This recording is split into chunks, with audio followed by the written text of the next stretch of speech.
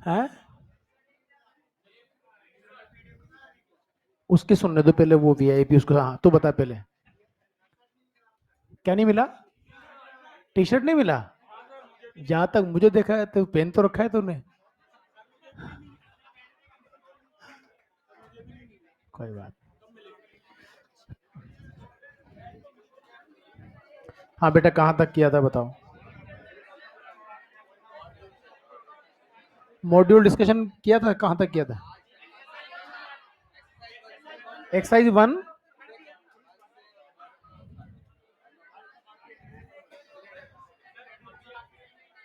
वो बाद में जरा से सवाल है, आधे घंटे में हो जाएंगे, पहले इसको खत्म करें प्रोजेक्टाइल को। कहाँ तक किया बताओ? हमने हॉरिजॉन्टल थ्रो की बात कर ली थी। हाँ जी सर, पता है, सुन लिया सर मैंने। आज तो मॉड्यूल आया होगा, है ना? आज मॉड्यूल लेके आया होगा तू, नहीं लाया? मेरा क्यों लेके आया हूँ मैं? ठीक ठीक ठीक, सुनो ध्यान से। हमने हॉरिजॉन्टल थ्रो कर लिया था ना, इस सवाल को ध्यान से देखना। ये, अरे यार, यार अब है ना, चुप हो जाओ बिल्कुल, कंसेप्ट पे ध्यान दो। जैसे मान लीजिए हमारे पास ये एक टावर है जिसकी हाइट, फटाफट कॉपी कर लेना, आज मैं टाइम नहीं दूंगा तुम्हें कॉपी करने के लिए। जो साथ साथ कॉपी करते रहेंगे वो सही रहेगा मामला। ये एक 75 मीटर हाइट का टावर है। कितने हाइट का है? इसकी हाइट है ना? और हम लोग क्या करते हैं, देखो हम हॉरिजॉन्टल से किसी एंगल पे ऐसे 20 मीटर पर सेकंड की स्पीड से 30 डिग्री पर एक प्रोजेक्टाइल को प्रोजेक्ट करते हैं। डेफिनेटली ये जो प्रोजेक्टाइल है, ये कुछ इस तरह से पैराबोलिक पाथ फॉलो करेगा और ग्राउंड पे लैंड करेगा। एक दिन हमने ये डिस्कस किया था कि आप एच हाइट के टावर से किसी भी डायरेक्शन में किसी भी एंगल पर कोई भी पार्टिकल को प्रोजेक्ट कर दीजिए। एच हाइट के टावर से किसी भी डायरेक्शन में किसी भी एंगल पे प्रोजेक्ट कर दीजिए। ग्राउंड पे जो स्पीड होती है वो under root of U square plus 2gh होती है। उसका डायरेक्शन से कोई लेना देना नहीं होता। मैं स्पीड की बात कर रहा हूँ, वेलोसिटी सेम नहीं होती, हमने बात की थी। आप चाहे इसको इधर फेंक दीजिए यू से, इधर फेंकिए यू से, ऊपर फेंकिए, नीचे फेंकिए, नीचे किसी एंगल पे फेंकिए, ग्राउंड पे जब पार्टिकल आएगा तो स्पीड की value under root of U square plus 2gh होती है। कहानी क्लियर? अब ध्यान से देखिएगा, यहां हमसे पूछा है कि ये पार्टिकल ग्राउंड पे पहुंचने में कितना टाइम लेगा और ग्राउंड से कितना डिस्टेंस पे ग्राउंड को हिट करेगा।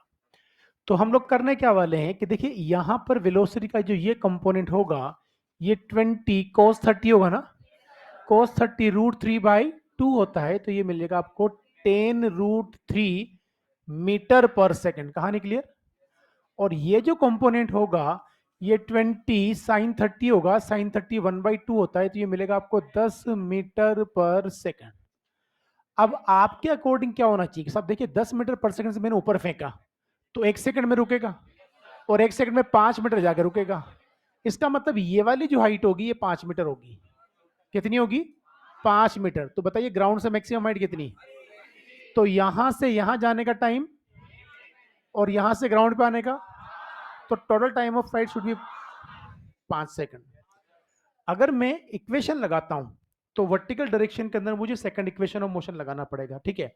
सो we will use S equal to ut plus half at square along Y axis. किधर लगाएंगे? वाई एक्सिस के अलोंग। ध्यान से समझिएगा, आप मुझे बताइए वाई एक्सिस के अलोंग इसका नेट डिस्प्लेसमेंट क्या होगा? -75। अरे भाई यहां से फेंका है ना, और फाइनली ग्राउंड पे तो वर्टिकल डिस्प्लेसमेंट कितना है? -75 हो जाएगा ना। -75। यू कितना? अरे 10 ना, वर्टिकल लगा रहे हैं, समझ में नहीं आती क्या? 10t minus half G T square. Half G कितना होता है? और ये टी स्क्वायर।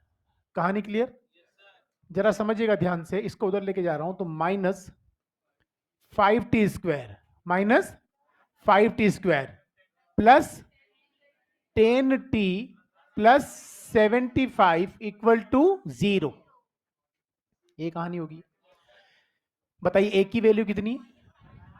तो t equals to minus B कितना 10 plus minus under root of b² कितना 100 ना, बोलो -480 4a कितना 4a -20 ना, और c 75 1500 -1500 ना, तो माइनस माइनस क्या हो जाएगा? तो ये हो गया 1500। बताइए 100 प्लस 1500 और ये कितना हो जाएगा -10 2a।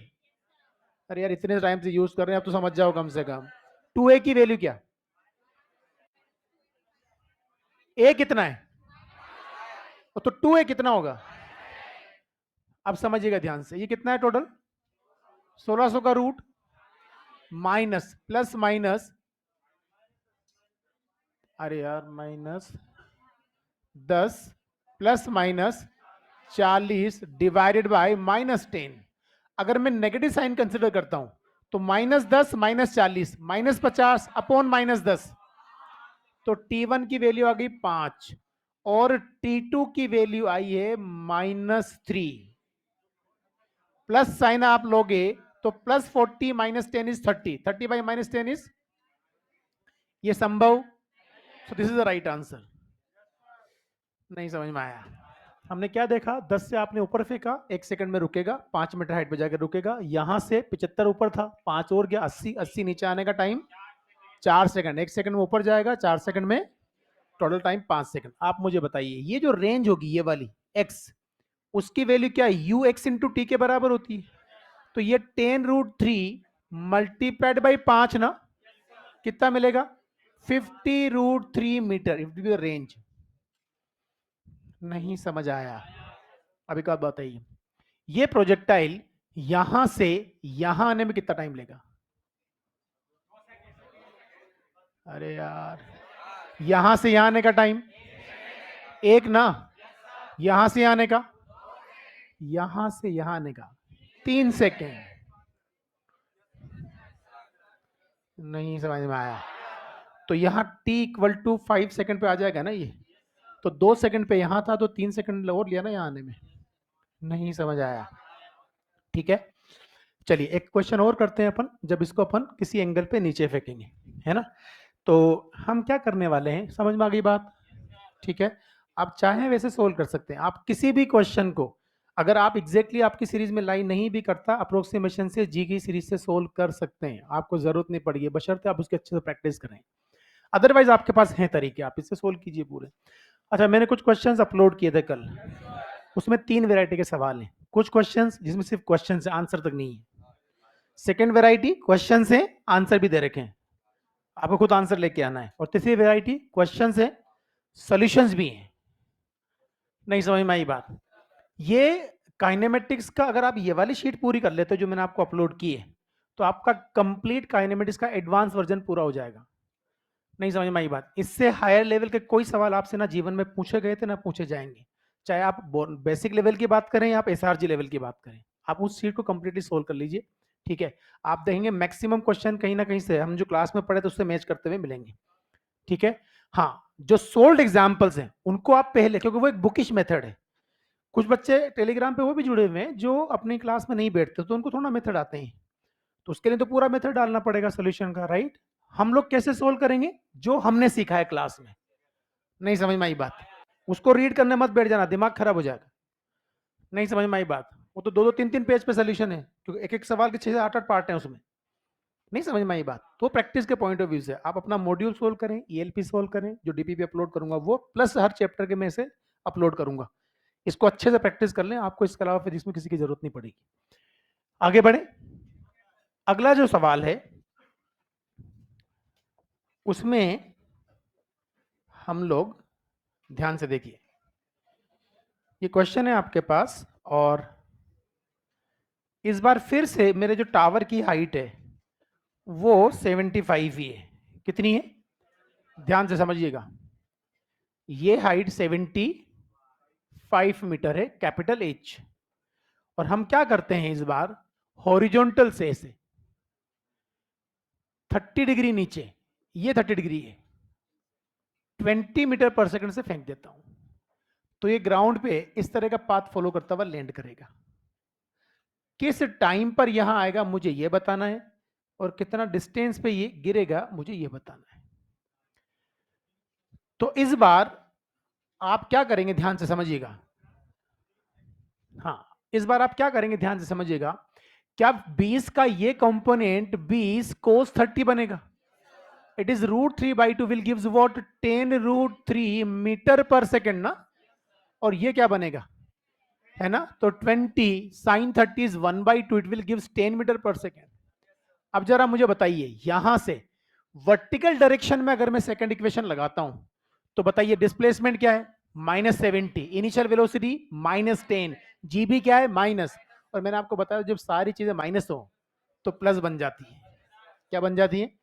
तो आप मुझे बताइए मैं कैसे इक्वेशन लगाऊंगा, क्या टोटल डिस्प्लेसमेंट, तो by S equal to ut plus half AT² along y axis, s becomes 75 equal to 10t plus 5t square ना, half gt square is always 5t square। नहीं समझ में आया? मतलब अभी कल शाम की बात बता रहा हूं मैं, इतने टाइम से मैं इस इक्वेशन को लिख रहा हूं, कम से कम 50-60 बार 70 बार लिख चुका हूँ। उसके बाद भी एक महाशय आगे पूछ रहे हैं कि सर ये 5t² कैसे आया था इस इक्वेशन में, मुझे समझ नहीं आया। लिटरली कल शाम को बच्चे ने पूछा। हेलो, मुझे रात भर नींद नहीं आई यार, क्या बात करते हो मतलब कोई इतने दिनों के बाद पूछे कि 5t² कहां से आया, क्या ही कह सकते हैं। इक्वेशन क्या बनेगी, 5t² plus 10t minus 75 equal to 0। इस बार ए पॉजिटिव है, बी पॉजिटिव है, सी नेगेटिव है, टी कैलकुलेट करना है, -10 plus minus under root of b² becomes 100।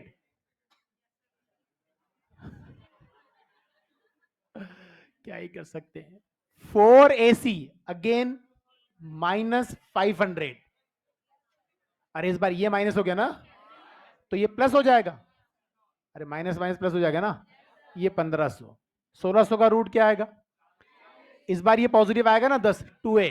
चलिए शाबाश, क्या बना, -10 प्लस माइनस 40/10। जब मैं नेगेटिव साइन लेता हूं तो साइन नेगेटिव आएगा, और पॉजिटिव लेता हूं तो बताइए t1 पॉजिटिव साइन पहले ले लें, कितना आएगा, 3 सेकेंड ना। t2 कितना आएगा, -5, -5 पॉसिबल, पर ये तो पॉसिबल है ना, तो 3 सेकंड पे ग्राउंड पे आएगा।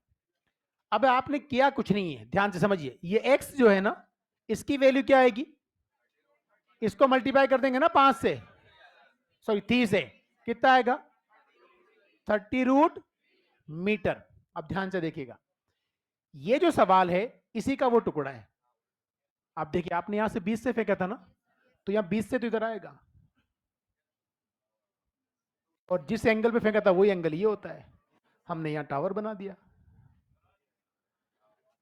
नहीं समझ में आया, यही तो था। तो मैंने आपसे पहले कहा था यहां से यहां कितने टाइम में आया था, आपने तो बोला था 3 सेकंड। अरे बोला था ना। तो फिर पूरी क्लास में सिर्फ एक बच्चे की ट्यूबलाइट जली थी कि ये 3 सेकंड आएगा। आई थी ना एक दो जगह से आवाज, 3 सेकंड आया, जैसे मैंने सवाल बनाया उसने 3 सेकंड बोल दिया था। नहीं समझ में आई बात, तो ये उसी का पार्ट था। समझ में आ गई बात। अभी आपके लेवल पे जितने भी मेडिकल लेवल पे सवाल बनते हैं, आपने ग्राउंड टू ग्राउंड प्रोजेक्शन की बात कर ली, हेलो, हॉरिजॉन्टल थ्रो की बात कर ली, हॉरिजॉन्टल से किसी एंगल पे बात कर ली, और नीचे भी किसी एंगल पे बात कर ली, सोल्व करने के सारे तरीके आपके पास हैं। समझ में आ गई बात। तो ये कंप्लीट प्रोजेक्टाइल मोशन था। अभी रुक जा, अभी तेरे साथ कुछ हरकतें होंगी, रुक जा देख। अब एक बात समझिएगा ध्यान से, कुछ कंसेप्ट हम देखो, कई जगह अगर आप थोड़ा फिजिक्स समझोगे तो मैथमेटिक्स से बच जाओगे। आप किसी भी चीज को छोड़ दीजिए अंडर ग्रेविटी या फेंक दीजिए, टी टाइम में वो अपने ओरिजिनल पोजीशन से हाफ जीटी स्क्वायर नीचे आ जाती है। कितनी नीचे आ जाती है? तेरी मर्जी में जिस डायरेक्शन में फेंक दे, हमें क्या लगता है कि यहां छोड़ूंगा तो टी टाइम में हाफ जीटी स्क्वायर नीचे आ जाएगी। अगर तू हॉरिजॉन्टल फेंकेगा तो भी टी टाइम में हाफ जीटी स्क्वायर नीचे आ जाती। इनफैक्ट अगर तू किसी एंगल पे फेंकेगा ना तो भी टी टाइम में हाफ जीटी स्क्वायर ही नीचे आती है। नहीं समझे? नहीं समझे? नहीं समझे? समझे? या समझा बालक, समझा। अभी सुनना ध्यान से। ये मान लीजिए हमारे पास एक एच हाइट का टावर है ना, ये एच था। एक बॉल को हमने इस डायरेक्शन में यू से फेंका, टी इक्वल टू 0 पर, है ना, और यहां दूसरी बॉल को हमने टी इक्वल टू 0 पर जस्ट रिलीज किया, इसकी यू 0 है, तो टी टाइम में ये बॉल कितना नीचे आएगी?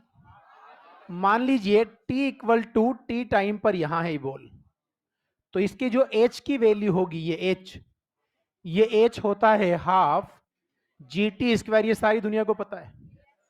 ये भी प्रोजेक्टाइल फॉलो करेगा एंड डेफिनेटली उतने टाइम में इतना ही नीचे आ चुका होगा। तो जब ये बॉल यहां पहुंची T equal to T time में, तो ये भी अपनी ओरिजिनल लाइन से कितना नीचे आ गई? ये भी हाफ जी टी स्क्वायर ही होगा। अब ध्यान से समझिएगा, अगला कंसेप्ट बहुत इंपॉर्टेंट है। मान लीजिए मैं आपसे कहता हूं कि आपने ग्राउंड से, ये ग्राउंड है ना, ग्राउंड से आपने एक बॉल को किसी थीटा एंगल पर इधर फेंका, ऐसे, राइट? आप मुझे बताइए, अगर मैं किसी बॉल को इस डायरेक्शन में थीटा एंगल पे फेंकता हूं यू से, अगर ग्रेविटी नहीं होती तो क्या होता? सीधा चलती। नहीं समझ में आया?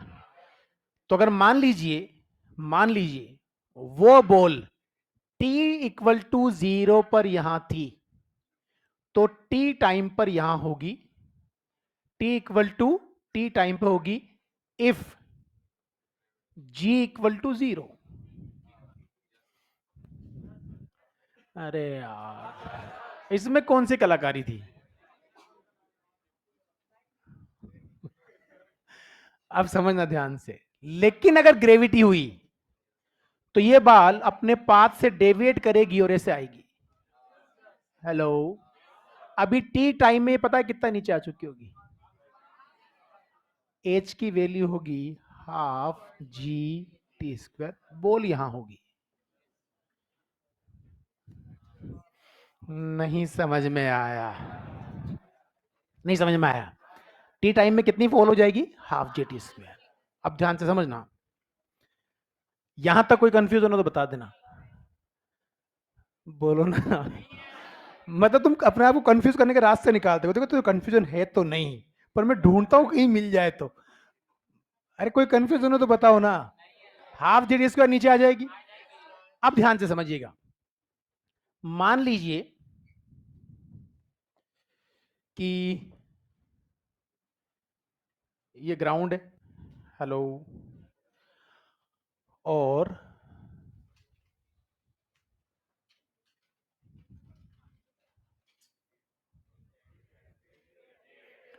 हाँ जी ये ट्री है, ठीक है। अब क्या होता है कि, हाँ हाँ, समझिए ध्यान से, यहां पर एक बंदर लटका हुआ है, हेलो, बंदर यहां पर क्या है? लटका हुआ है, धन्यवाद। हाँ, अनअकैडमी का मान लें, आप अपने आप को भी इमेजिन कर सकते हैं। कोई बड़ी बात नहीं। बंदर यहां लटका हुआ है। अब ध्यान से समझना, बदलना मत। मैंने पहले कहा था कंफ्यूजन करने के रास्ते मत ढूंढ लेना। एक हंटर ने क्या किया, यहां से मंकी को हंट करने के लिए बुलेट को फायर किया, ना ना ना ना ना, बुलेट को फायर किया, ध्यान से समझना। तो उसने बेसिकली किया क्या है कि साहब, उसने यहां से बुलेट को फायर किया और ये कैनन, थीटा एंगल पे। हेलो, अगर ग्रेविटी नहीं होती तो भाई वो तो बंदर तो गया ना काम से। ऐसा कब? पर क्योंकि ग्रेविटी है तो आपने गलती कर दी। आपको लगा बुलेट वहां जाएगी, पर बुलेट तो वहां नहीं जाएगी, बुलेट तो ऐसे निकल जाएगी। नहीं समझ में आया? कहानी क्लियर? अब क्या हुआ कि जब आप फायर कर रहे थे उसी मोमेंट t बराबर 0 पर बंदर ने आपको देख लिया कि ये फायर कर रहा है, और जैसे ही आपने फायर मारा उसने ब्रांच छोड़ दी। अब बंदर गया। नहीं समझ में आई बात? वो तब सेफ था जब वो वहीं था, क्योंकि उसने सोचा कि भाई ये तो मेरे को मारेगा, उसने ब्रांच को छोड़ दिया। तो टी टाइम में बुलेट कितना गिरेगी? हाफ जी टी स्क्वायर, और बंदर भी गिरेगा। तो एक ही समय पर दोनों एक ही जगह पाए जाएंगे। नहीं समझ में आई बात? तो क्या हुआ कि टी टाइम में, T equals to T time में, क्या अगर ये ब्रांच छोड़ देता है तो मंकी यहां होगा ना, और अगर मंकी यहां है, हेलो, तो क्या हुआ? बुलेट भी यही है। नहीं समझ में आई बात? ये कितना होगा? h becomes half G T square. T equal to 0 पे यहां था, और टी इक्वल टू 0 पे आपने फायर किया था। तो मंकी सेफ कब है? अब इसका लॉजिक क्या भाई? फायरिंग में ऐसा तो नहीं होता। फायरिंग में तो क्या होता है, अगर बुलेट से आपने फायर किया तो लगती तो उसी टारगेट पे। नहीं समझ में आई बात?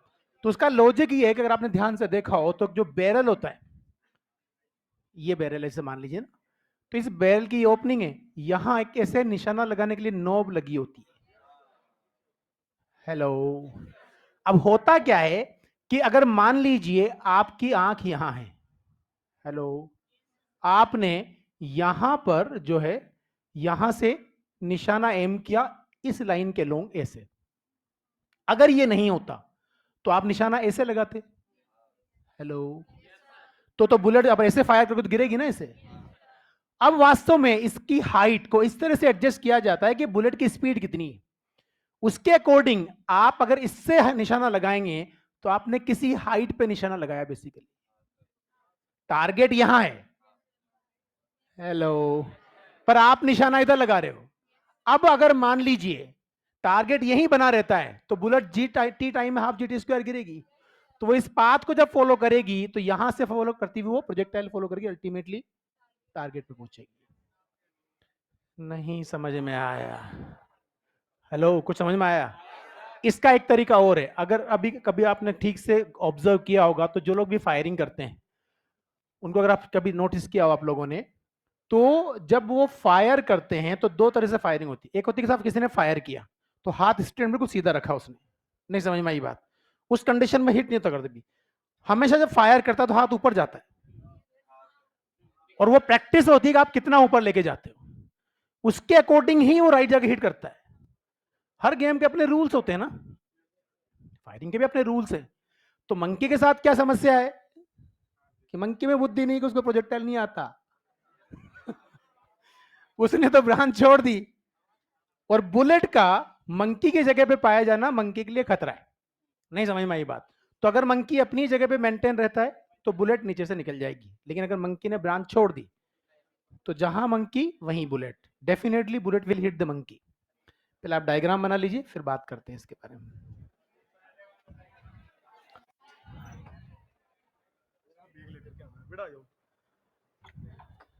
ये कौन है? सिलेंडर चला गया,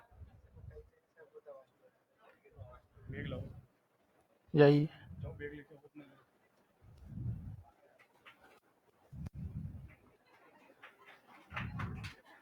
तुम लोग तालियां क्यों बजा रहे हो?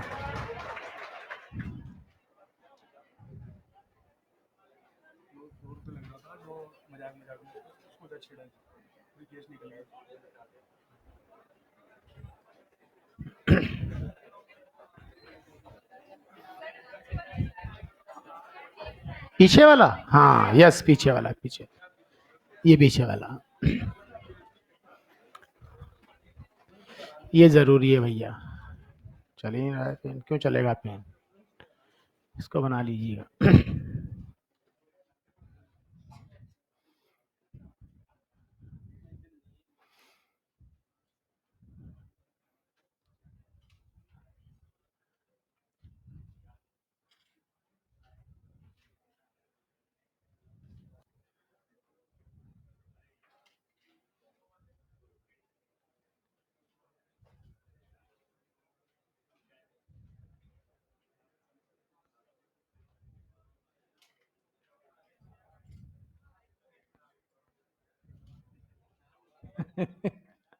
नेक्स्ट लेवल पे बात करते हैं बच्चे के, सर अगर ग्रेविटी नहीं होती तो बंदर लटकता ही कैसे?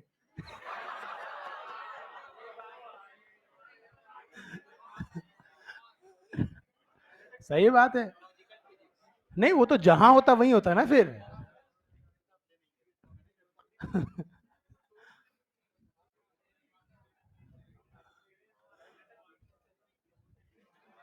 सही बात है, सही बात।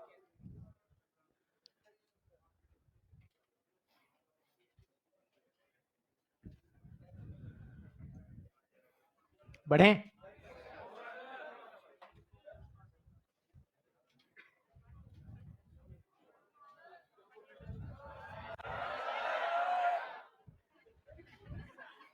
तुम इतनी देर से उस लड़के को क्यों देख रहे थे? वो बेचारा अपनी कॉपी पैक करके निकला है यहाँ से।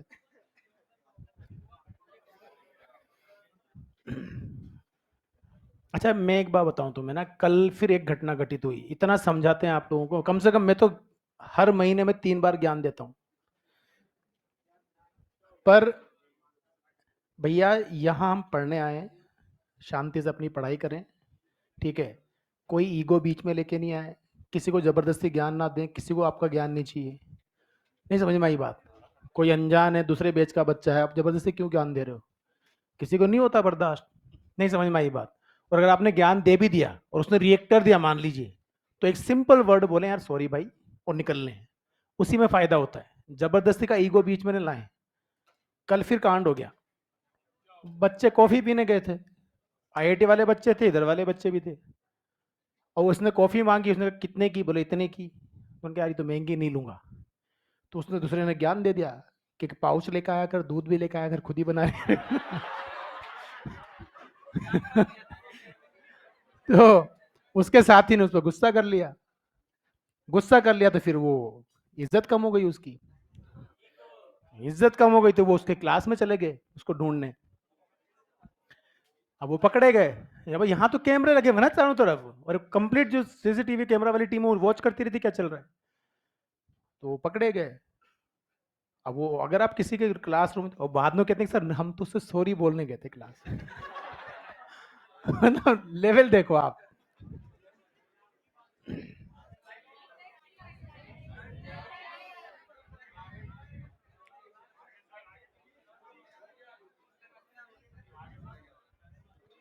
और जिंदगी में अनजान व्यक्ति से कभी पंगा नहीं लेना, गलती नहीं करनी।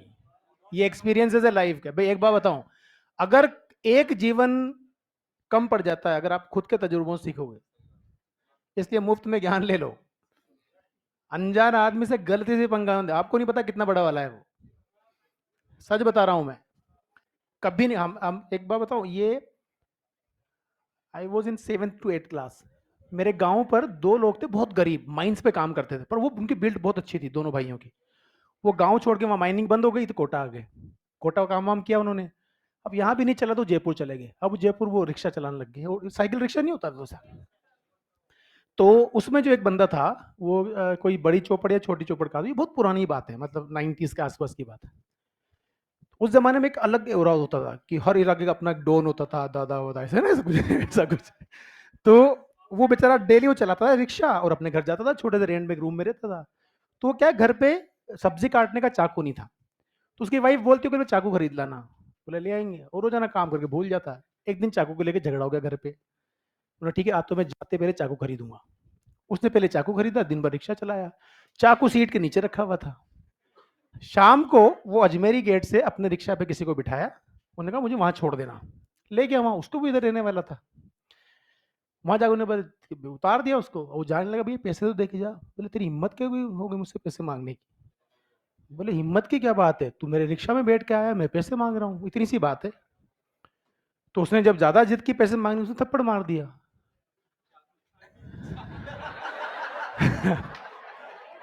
उसने थप्पड़ मारा, उसने सब्जी का चाकू यूज कर लिया। जैसे सब्जी का चाकू यूज किया, वहां भीड़ इकट्ठी हो गई, और उस भीड़ ने बोला कि अरे इसने इसको मार दिया, यहाँ का डॉन था। अब जब तक उसको नहीं पता था कि ये डॉन है, तब तक उसने क्या देखा कि मैं इतना लंबा चौड़ा, ये इतना छोटा, उसने अपनी असली ताकत काम में ले ली। नहीं समझ में आई बात। और जैसे ही पता लगा कि ये डॉन है, उसके हाथ पांव फूल गए, पुलिस वुलिस पकड़ ले गई। अब वो नहीं बचा, सर्वाइव नहीं किया वो बंदा जो था वहां। फिर बाद में जेल वेल से वो बाहर आ गया। अब अगली बार वो दादा था वहां का। मतलब पॉजिटिव चीज ये है सीखने वाली कि अनजान लोगों से पंगा नहीं लेना, चुपचाप निकल लो वहां से, आपको नहीं पता कौन आदमी। नहीं समझ में आई बात। हेलो। हाँ। बंदर। समझ में आ गई बात। ये नोट लिखना पड़ेगा, तुम्हें अभी लग रहा है ये बाद में बना, कौन सा बंदर कौन सा। लिखो। लिखो। लिखो। when hunter fired when hunter fired when hunter fired monkey leave the branch. Monkey leave the branch. In this condition, bullet will hit the monkey. When hunter fired, monkey leave the branch. In this condition, bullet will hit the monkey. ठीक है। If monkey remains at its own position,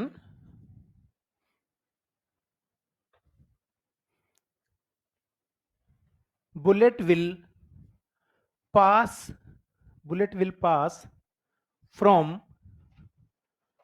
half gt square below the monkey.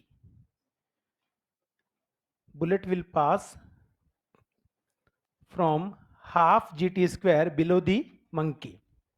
अगर monkey वहीं रहता है तो bullet कितने नीचे से निकल जाएगी, और जब उसने फायर किया तभी अगर ब्रांच छोड़ दी तो पक्का वो उसको हिट करेगा।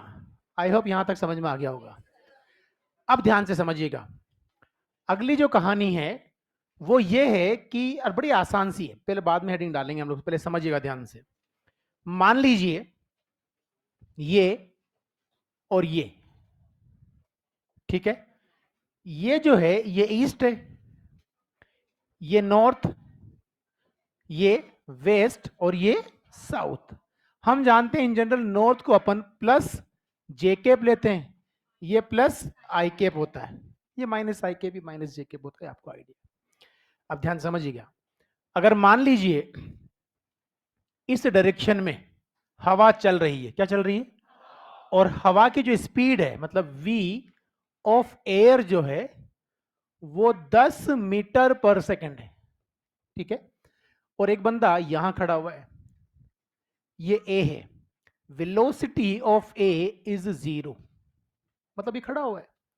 हमने ऐसे पूछा हवा किस स्पीड से चल रही है, वो कहेगा 10 मीटर पर सेकंड से इस डायरेक्शन में या आई केप। अरे बोलो भैया। एक भाई साहब और हैं बी, जिनको खड़े रहना पसंद नहीं है, ये इधर भाग रहे हैं, ये बी है, and this V B is 10 metre पर सेकेंड। ये कहेगा हवा रेस्ट पे है। नहीं समझ में आया। लेकिन एक भाई साहब उल्टे दौड़ रहे हैं सी, इधर 10 मीटर पर सेकंड से, ये बोलेगा हवा की स्पीड 20 मीटर सेकंड किधर, ईस्ट में या आई केप। अब इसको हम कैसे देखेंगे, समझना ध्यान से। वेलोसिटी ऑफ एयर, जैसे मैं कहूं velocity of air with respect to A लिखते हैं चलेगा, है ना, तो हम क्या लिखेंगे, वेलोसिटी ऑफ ए, नहीं नहीं नहीं, वेलोसिटी ऑफ एयर बोल रहे हैं ना हम लोग, air minus velocity of A करेंगे ना, तो बताइए क्या, 10 I cap minus 0, so this becomes 10 I cap metre पर सेकेंड ना। चलिए साहब, velocity of air with respect to B, मतलब velocity of air minus velocity of B ना। तो वेलोसिटी ऑफ एयर कितनी है? 10 I cap minus 10 I cap becomes equal to 0. Velocity of air with respect to c, that means velocity of air minus velocity of c. Velocity of air कितनी है? 10 I cap minus 10 I cap ना, this becomes 20 I cap meter per second. यहां तक कहानी clear? Simple सी बात थी। तो अब समझना ध्यान से, अगर मैं आपसे कहता हूं कि, सुनिएगा ध्यान से, ये जो डायरेक्शन है ये अगेन ईस्ट डायरेक्शन, हमें पता है आई कैप लेंगे। ये नॉर्थ डायरेक्शन है, हम इसको जे लेंगे। ये साउथ वेस्ट है और ये साउथ है, right. This time air is blowing with velocity 20√2 metre पर सेकेंड। नहीं समझ में आई बात? तो यहां आपके दिमाग में क्लियर हो जाना चाहिए कि साहब इसकी वेलोसिटी के दो कंपोनेंट हैं। समझ में आ गई बात? अब हम तीन लोगों से बात करेंगे। ये वेलोसिटी ऑफ एयर है ना, ठीक है। इसका मैग्नीट्यूड आपको दे रखा है। यहां कोई भाई साहब है ए, जो जा रहे हैं इधर, V A equals to 10 metre पर सेकेंड। अब सुनिएगा ध्यान से, इसके पास 10 इधर है और 10 इधर है, तो ये भाई साहब एयर की ये 10 तो खा गए ना।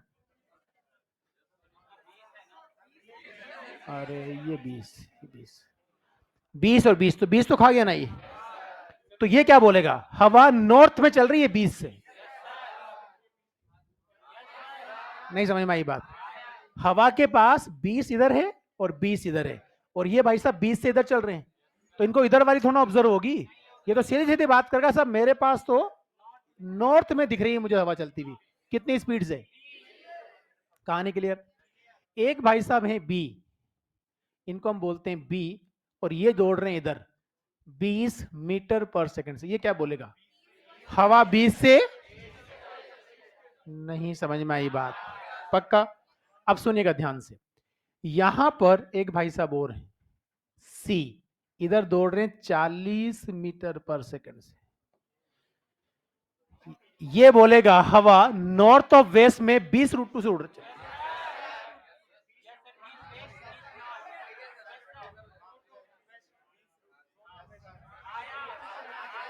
नहीं, कहानी क्लियर? सुनो सुनो सुनो, देखो, हवा 20√2 से है नॉर्थ ऑफ ईस्ट में, इसका मतलब हवा की स्पीड इधर कितनी? 20 ना। इधर कितनी है? किसी को इधर 20 से चला दोगे तो इधर वाली खा जाएगा वो, उसको सिर्फ ये दिखेगी। किसी को इधर 20 से चला दोगे तो ये वाली खा जाएगा, सिर्फ ये दिखेगी। अब सुनिए, ये भाई साहब 20 के बजाय अगर कोई 40 से दौड़ने लगे तो हवा की इधर कितनी थी? 20, ये चला 40 से, तो हवा पीछे 20 से चलती हुई दिखेगी, और इसका कुछ बिगाड़ नहीं सकता ये। तो 20 इधर और 20 इधर, तो 20√2 ये। नहीं समझ में आया? अब वेक्टर फॉर्म में कैसे लिखेंगे, सुनिए ध्यान से। Velocity of air with respect to A बात करते हैं, है ना। That means velocity of air minus velocity of A. अब समझिए वेलोसिटी ऑफ एयर कितनी है? 20 I cap plus 20 J cap. अरे इसके दो कंपोनेंट है ना, और इसकी कितनी है? -20। सो आंसर क्या आएगा? 20 जे केप मीटर पर सेकेंड। क्लियर कहानी? Velocity of A with respect to B. अब वेलोसिटी ऑफ ए तो वही रहेगी, कितनी? 20 I cap plus 20 J cap minus 20 J cap will gives 20 I cap metre पर सेकेंड। कहानी clear? Velocity of air with respect to C is again 20 I cap plus 20 J cap minus 40 I cap. अरे यार नहीं समझ में आया?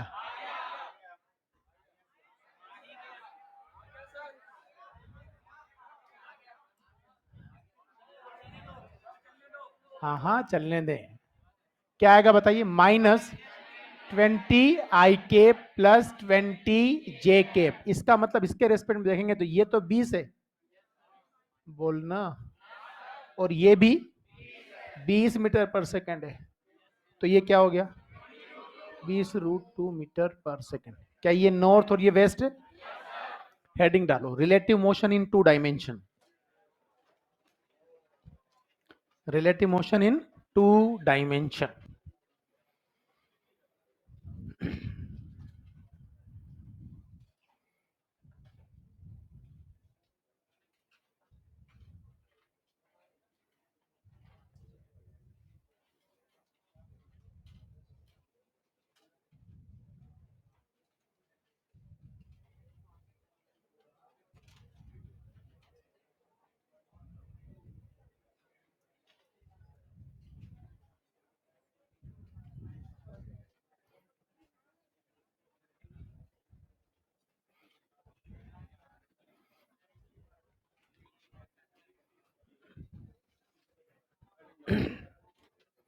Heading डाल लिया?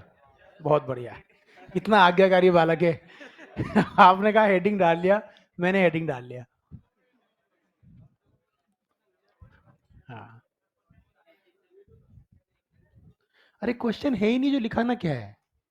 अभी क्वेश्चन होगा तो लिखाऊंगा ना, अभी बस हवा चल रही है, कुछ लोग देख रहे हैं उसको। उसमें क्या करना है क्वेश्चन का? हवा दिखती भी नहीं है, फील होती है। हाँ।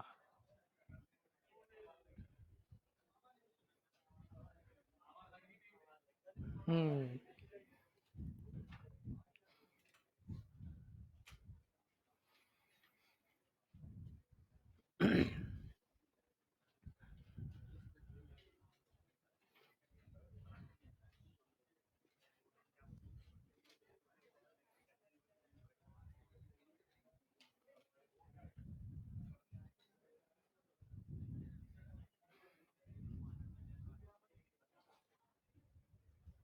हो गया।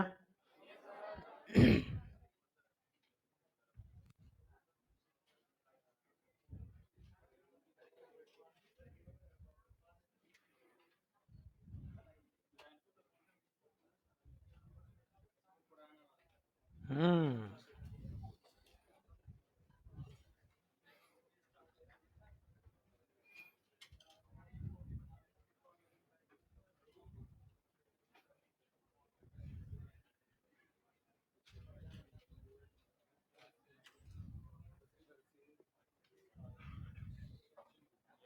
हो गया। बढ़े आगे।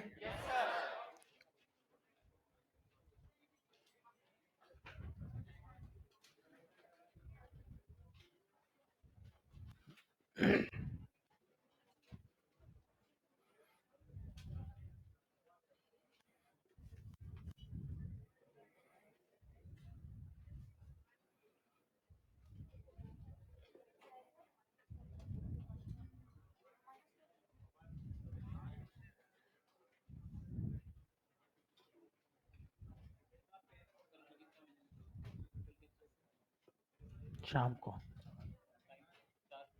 हाँ 4 से। हो गया। नहीं हुआ, नहीं हुआ, मुझे पता है, डोंट वरी।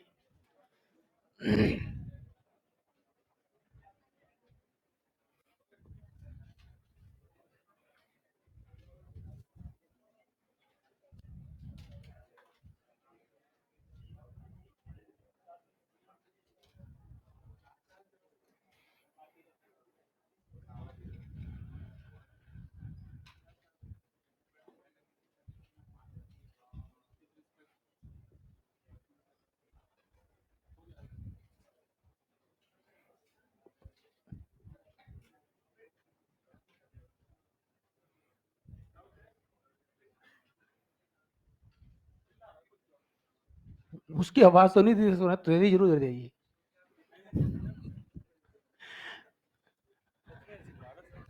हैंगर, हाथ अगरबत्ती, पाँव मोमबत्ती।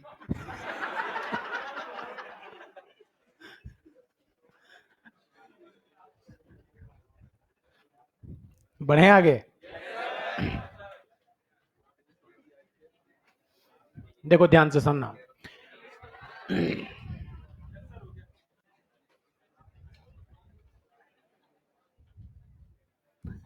लोग कैसे कैसे नाम रखते। Mitochondria has joined. My God.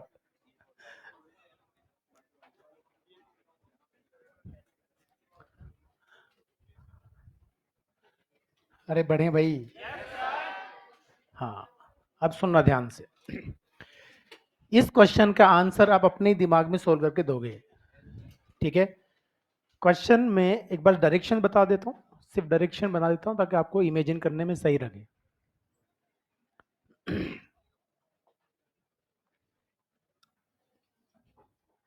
ये ईस्ट डायरेक्शन है, ये नॉर्थ है,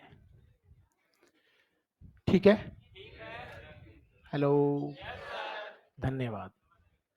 यहां से 30 डिग्री पर, किस एंगल पर, 30 डिग्री पर इस तरफ एक कार जो है वो मूव कर रही है, ठीक है, इस तरफ, और ये 20 मीटर पर सेकंड से चल रही है। कार हवा में मूव नहीं कर रही है। हाँ, अपने अपने हिसाब से देख सकते हैं ना। 20 मीटर पर सेकंड से ये एंगल कितना है, 30 डिग्री। अब क्वेश्चन ये ध्यान समझना, कोई पर्सन कितनी वेलोसिटी से किस डायरेक्शन में चले कि उसको कार सिर्फ इस डायरेक्शन में चलती हुई दिखे। कोई पर्सन किस वेलोसिटी से किस डायरेक्शन में चले कि उसको कार सिर्फ ईस्ट में चलती हुई दिखे। आराम से पहले सोच लो।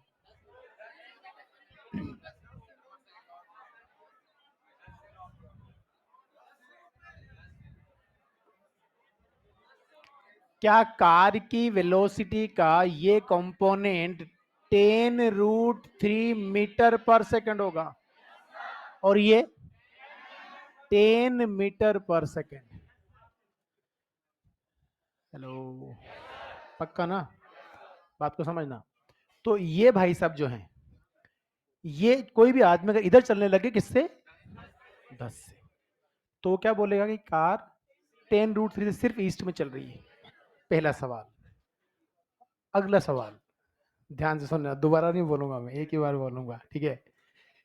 कोई भी पर्सन किस वेलोसिटी से किस डायरेक्शन में चले कि उसको फिर से कार 20 मीटर पर सेकंड से ही चलती हुई दिखे ईस्ट से 30 डिग्री पर।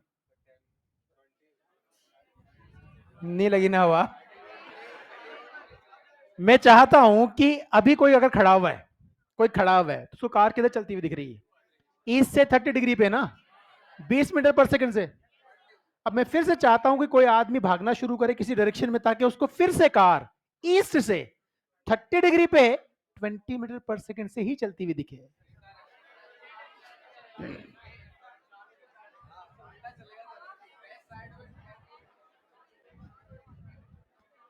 गुनमुन गुनमुन मतलब सोचो पहले, बस ऐसे ही।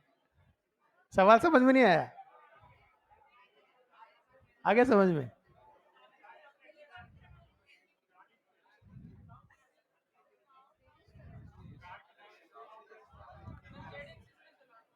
जेड एक्सिस में प्लेन ही बदल दिया उसने तो।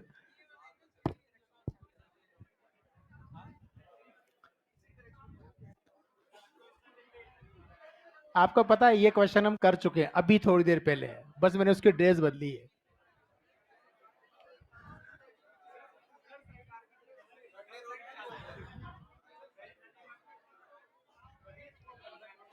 अरे रुको ना भाई, एक बार बताइए, कोई आदमी यहाँ खड़ा हुआ है रेस्ट पे है, तो वो क्या क्या बोलेगा कि नॉर्थ से 45 डिग्री पर हवा 20√2 से चल रही है, पक्का ना।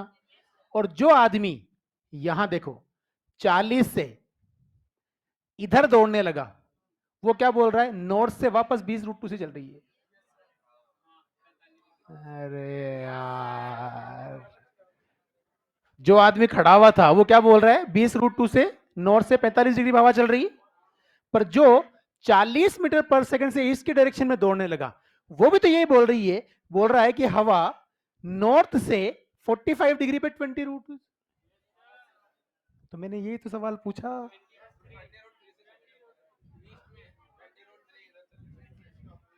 देखो मेरी बात सुनो, मेरी बात शांति बनाए रखे। अरे सब्र भैया, थोड़ा सा सब्र रख लो। सबसे आसान तरीका क्या है कि देखो, आपको इसको तो छेड़ना है नहीं, ये तो 10√3 रहेगा। अब इसकी वेलोसिटी का कोई कंपोनेंट अगर 10 इधर आए, 10 इधर आए, तो 30 डिग्री पे इधर चल रही होगी, और 10 इधर आ जाए तो 30 डिग्री पे इधर चलेगी ना।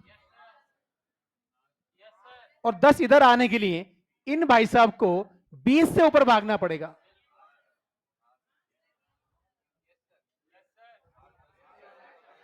अगर ये भाई साहब जो हैं ये इधर भागने लग जाएं 20 मीटर पर सेकंड से, तो इनके रेस्पेक्ट में ये तो बदलेगी नहीं। ये जो 10 ऊपर थी अब 10 पीछे हो गई ना। नहीं आया, नहीं आया, नहीं आया, नहीं आया। अच्छा मेरी बात सुनो, मेरी बात, अरे सब्र तो रखो यार। मान लीजिए ऐसे बारिश हो रही है, हेलो, 10 मीटर पर सेकंड से बारिश हो रही है, ठीक है, और ये एंगल 30 डिग्री है वर्टिकल से। आई बात समझ में? तो आप अगर खड़े हुए हो तो वर्टिकल से 30 डिग्री पर अम्ब्रेला लगा खड़े हो जाओ। अरे जिधर बारिश हो रही है तो अम्ब्रेला लगाएगा। पता लगा हवा ऐसे, बारिश ऐसे हो रही थी, अम्ब्रेला ऐसे लगा दी, बचेगा कैसे? जिस डायरेक्शन में बारिश आ रही है आपके रेस्पेक्ट में, उसके अपोजिट नहीं, उसी डायरेक्शन में आपको अम्ब्रेला रखना होता है। मेरे रेस्पेक्ट में अगर बरसात सीधी ऐसे आ रही होती वर्टिकल तो अम्ब्रेला ऐसे रख देता। मेरे रेस्पेक्ट में बरसात ऐसे आ रही तो अम्ब्रेला उधर रख दूंगा। अम्ब्रेला का मतलब अम्ब्रेला की स्टिक, अम्ब्रेला तो अपना आप ही आ जाएगा ना। समझ में आ गई बात? अब मान लीजिए 10 से इधर बरसात हो रही है, तो ये क्या मिला, 5√3 मीटर पर सेकेंड ना, और ये कितना है, 5 मीटर पर सेकेंड। तो जो आदमी खड़ा हुआ है वो वर्टिकल से 30 डिग्री पे अपना अम्ब्रेला रखे तो बच जाएगा। पर अगर वो 5 मीटर पर सेकंड से चलने लगा तो उसको अम्ब्रेला वर्टिकल रखना पड़ेगा। नहीं समझ में आया? अरे यार, कभी जीवन में अम्ब्रेला लगाया है बारिश से बचने के लिए? तुम लोग क्या है, काले होने से बचने के लिए लगाते हो, जिसका कोई फर्क पड़ता नहीं है। अच्छा हाँ हाँ, सच में उसमें क्या है? अरे हेलो, हाँ सच में बहुत सारे लोगों की हीमोग्लोबिन कम होता है और वो गलत फहमी रहते हैं कि वो गोरे हैं।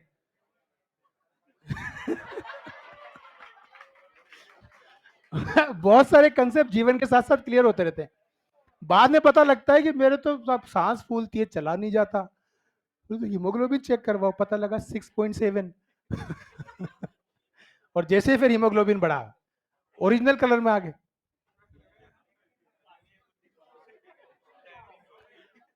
ये पोल कौन डाल? पोल कंप्लीट। हाँ जी वापस आ जाइए, बारिश वापस करते हैं। अब सुनना ध्यान से, वर्टिकल से 30 डिग्री पर 10 मीटर पर सेकंड की स्पीड से क्या हो रही है, बारिश। अगर मैं खड़ा हुआ हूं तो मुझे अम्ब्रेला की स्टिक को उधर रखना पड़ेगा जिस डायरेक्शन में मेरे रेस्पेक्ट में, that means velocity of rain with respect to man. अरे वो पेन को बड़े गौर से देख रहा है। yes, समझ रहे हो क्या हुआ? तो अगर ग्राउंड के रेस्पेक्ट में जो भी स्पीड है और जो भी डायरेक्शन है किसकी, रेन की वेलोसिटी की, अगर हम खड़े में तो हमारे रेस्पेक्ट में वही होगी ना। तो if rain is falling with speed 10 metre पर second making an angle 30 degree with the vertical, right, तो मुझे अम्ब्रेला भी इधर रखना पड़ेगा ना, तो बचूंगा। अगर मान लीजिए मैं 5 मीटर पर सेकंड से चलने लगा तो अम्ब्रेला को सीधा करना पड़ेगा, क्योंकि मैं इसको खा गया तो मुझे सिर्फ ये बचे। अगर मैं 10 से चलने लगा तो अम्ब्रेला को फिर से मुझे 30 डिग्री घुमाना पड़ेगा। पहले ऐसे घुमाया हुआ था, अब आगे। और ये होता भी है। कभी भी आप देखना, आप खड़े हो और वर्टिकल रेनफॉल हो रहा है, अम्ब्रेला ऐसा लगा रखा है, जैसे चलने लगते हो आपको झक मार कैसे करना पड़ता है। नहीं, साइकिल से कौन अम्ब्रेला लगाता है? वो अरमान पूरे करती ही नहीं है, फिर उड़ जाता है ना वो तो। पूरा सोच रहा है मैंने कभी साइकिल ही नहीं चलाई, फील नहीं आ रहा। कुछ समझ में आया क्या हुआ? बेसिकली सवाल उतने मुश्किल होते नहीं है। अगर आपको बेसिक चीज समझ में आती है ना कि हम किस डायरेक्शन में चलेंगे तो वेलोसिटी खा जाएंगे, तो बची कुछ ही हमारे काम की है। नहीं समझ में आई बात? अब ये सवाल जब ऐसे लैंग्वेज में आता है ना, तोते उड़ा देता है ये। कि अब एक बच्चा खड़ा हुआ है, उसने ये ऑब्जर्व किया कि rain is falling with velocity 10 metre पर second making an angle with 30 degree with the vertical. By what speed he must be run in horizontal direction so that he again feel that rain is falling with 10 meter per second making an angle 30 degree with the vertical. Answer क्या है? 10 से दौड़ना पड़ेगा ना? नहीं समझ में आई बात? तो हुआ ये कि जब देखो आपने स्टिक को ऐसे रखा, जब आप 5 से दौड़े तो अम्ब्रेला को ऐसे घुमाना पड़ा, 5 और बढ़ा दे फिर इसे घुमाना पड़ेगा। नहीं समझ में आई बात? हाँ ठीक है, कोई बात नहीं, नहीं आया तो हर चीज जरूरी थोड़ी समझ में आए। 720 नहीं आ जाएंगे अपन को? 720 नहीं लाने ना, 600। यहाँ भी कंसेप्ट क्लियर नहीं, 600 प्लस लाने। एनटीए एग्जाम लेगा तो कुछ नहीं होना, इस बार एमपी में भी नहीं हो रहा बालक। अच्छा सुनो, ये क्वेश्चन लिखना है अपन को। लिखो लिखो, a car is moving, a car is moving with velocity 20 meter per second. A car is moving with velocity 20 meter per second making an angle 30 degree with each direction. Making an angle 30 degree with each direction.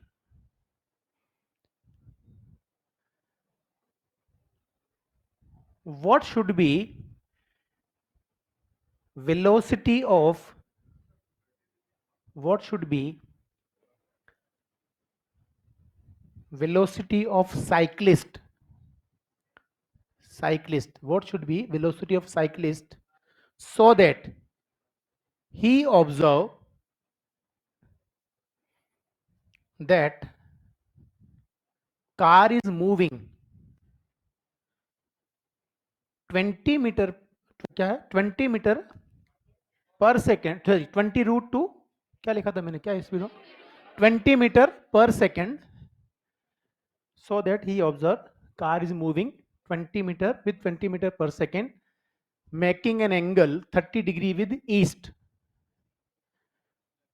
अब सुनना मेरी बात को, अभी तो सारी नोटंकी तुम्हारे सामने हुई है, हेलो, इसलिए सवाल में कोई कंफ्यूजन नहीं होगा, हालांकि अभी भी कुछ लोगों को हो रहा होगा।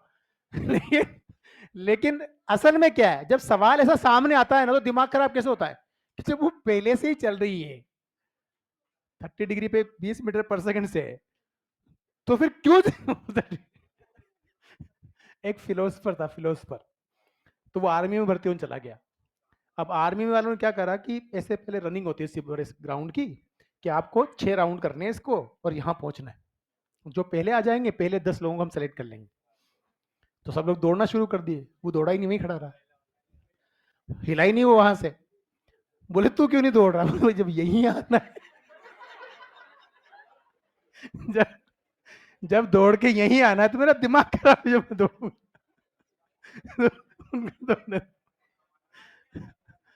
ठीक है, तो वो भी ऐसे सोच है, जब पहले से ही 30 डिग्री पे चल रही है, नहीं तो क्या करूंगा मैं दौड़ के, क्यों 30 डिग्री पे चले। असल में कोई स्टेशनरी पर्सन जो होगा, यहां लॉजिक ये, कोई स्टेशनरी ऑब्जर्वर जो है उसी को ये दिखेगी यहां से 30 डिग्री पे चलती हुई। नहीं समझ में आई बात? अगर कोई भी ऑब्जर्वर जो है वो मोशन में आ जाता है तो फिर वो इसको 30 डिग्री पे ऑब्जर्व, पर मोशन में आने के बाद हमें 30 डिग्री ऑब्जर्वेशन चाहिए। नहीं समझ में आया? तो इसका सिंपल सा तरीका क्या है कि या तो हम वेक्टर फॉर्म लिख लें और फिर बात कर लें, या सबसे आसान तरीका क्या है कि साहब देखिए मैंने कंपोनेंट ले लिए इसके ये और ये, हेलो, समझ में आई बात। अगर मैं चाहता हूं इसको साथ तो मुझे कुछ बदलना नहीं क्योंकि इस डायरेक्शन से ही मुझे एंगल चाहिए। तो ये 10 मीटर पर सेकंड जब नॉर्थ से था और ये कितना था 10√3 ईस्ट से, तब ये 30 बनता है। अगर ये इधर बन जाए किसी तरीके से मेरे रेस्पेक्ट में, कभी भी याद रखना कोई भी वेक्टर जो म्यूचुअली परपेंडिकुलर होते हैं एक दूसरे का अफेक्ट, तो अगर आप इधर चलोगे तो कभी भी ये वेलोसिटी आप अफेक्ट नहीं कर सकते। समझ में आ गई बात। इधर चलोगे तो इधर वाली ही बदलेगी। तो अगर आप मान लीजिए आप खड़े हुए हो तो खड़े हुए बंदे को क्या लगेगा कि साहब 10√3 से इधर चल रही है और 10 से इधर चल रही है। नहीं समझ में आई बात। पर ये आदमी अगर 10 से इधर चलना शुरू कर दे तो ये कहेगा सब 10√3 सिर्फ ईस्ट में चल रही है, अब तो एंगल जीरो हो गया ना। तो बात को समझना, जब ये आदमी खड़ा हुआ है ठीक है तो ये 30 डिग्री ऐसे चल रही है। जब ये 10 से चलने लगा तो इसकी वेलोसिटी 30 डिग्री से इधर घूम गई। 10 से और चला दो तो और घूम जाएगी ना, तो उसको 20 से चलना पड़ेगा। ये तो क्या है, लॉजिक है। नहीं समझ में आई बात। अब हमें वापस से किस एंगल पे चाहिए, तो बात समझना ध्यान से। आप मुझे बताइए इनिशियल वेलोसिटी कितनी है कार की। अब थोड़ा तमीज से बोलेंगे ना, अब थोड़ा बीज ये हटाओ यहां से। इनिशियल वेलोसिटी अपन वेक्टर फॉर्म में लिखो ना कितनी है ना। सुनो ध्यान से, कहां है, हाँ जी। तो वेलोसिटी ऑफ कार जो है वो कितनी है हमारे पास, 10√3 I cap plus 10 j cap. समझ में आई बात। Velocity of car with respect to man जो हमें चाहिए वो क्या चाहिए बताइए। इधर 30 डिग्री में चाहिए ना आपको, अरे बोलो भाई। तो आपको क्या चाहिए, आपको चाहिए 10√3 I cap minus 10 j cap, ये आपको चाहिए velocity of car with respect to man. नहीं समझ में आई बात। तो ये आपको चाहिए and this must be equal to velocity of car minus velocity of man ना। तो वेलोसिटी ऑफ मेन को इधर लेके आ जाइए। तो velocity of man equal to velocity of car actually कितनी है 10√3 प्लस 10 j केप, ये आई केप है ना, 10 j केप, इसको उधर लेके जाइए। समझ में आ रहा है ना। इस टर्म को इधर लेके आया, इसको उधर लेके, ये तो अपन ने ये वाली वैल्यू लिखी है। नहीं अरे यार,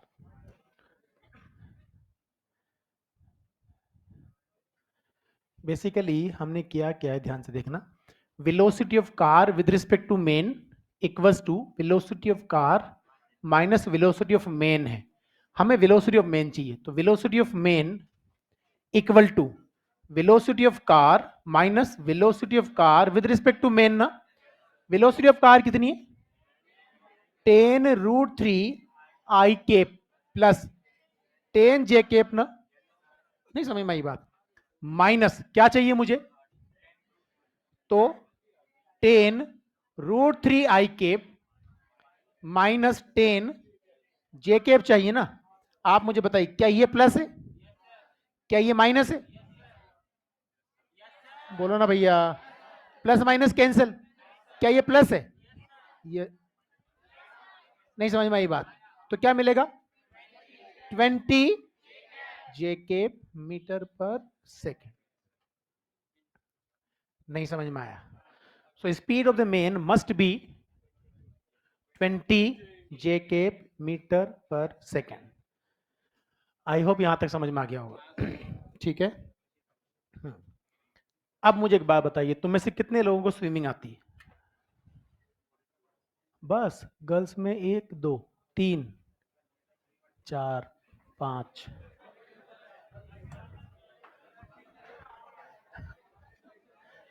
जितने भी लोगों ने बाद में हाथ खड़ा किया किसी को नहीं आती।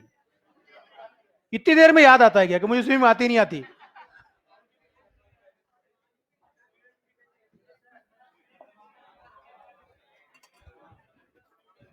आपको पता है इंसान को नेचुरली स्विमिंग आती है, आपका डर आपको स्विमिंग नहीं सिखाता, ये फैक्ट है।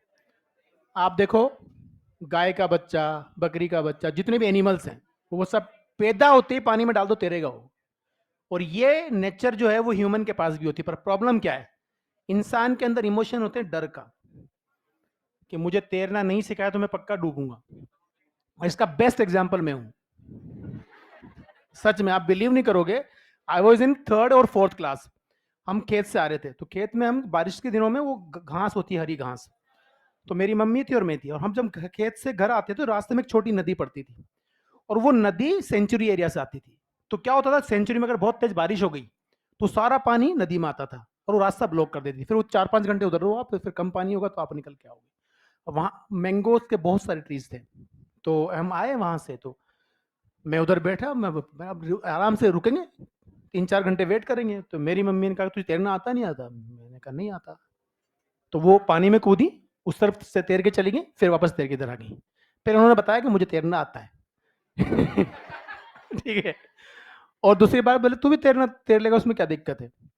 उन्होंने मुझे पानी में फेंक दिया, बहते हुए नदी के पानी में, लिटरली, मतलब पानी में फेंक दिया।